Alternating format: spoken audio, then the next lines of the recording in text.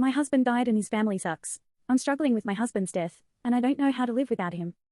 My husband died 19 days ago. I am struggling so much. We have a 7-year-old daughter who is also struggling, but she is so much braver and stronger than I am. Kids are so resilient, but I am not. My husband got sick last year. We thought he was getting better, but a rare complication arose. He lost his life during a surgery intended to save him. As soon as he died, his sister and his mum started arguing with each other. More of his siblings were on the way and they were all bickering with one another. I could barely think straight. They left me with his things to go back to their hotel. I sat in the hospital parking lot until I could compose myself enough to drive to a hotel.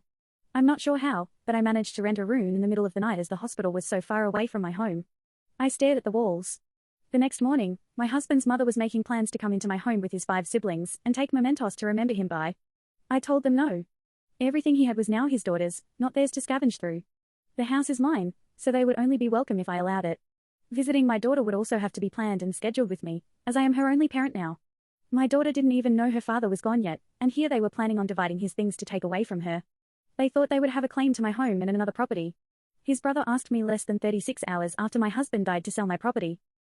His brother decided to intimidate me and threaten me with the police by saying he had things in my home that belonged to him.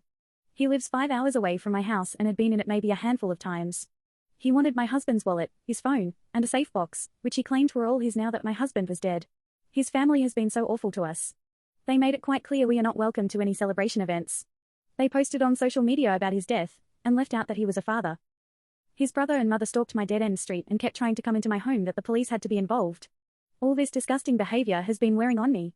I am trying to be strong for my daughter, but it's so hard. I have been focusing on time when I'm with her, to make sure she's fed and cared for. But I have my own work I need to be doing and I am barely functioning. I stare at my screen all day, disassociating by scrolling on social media, so I can check out.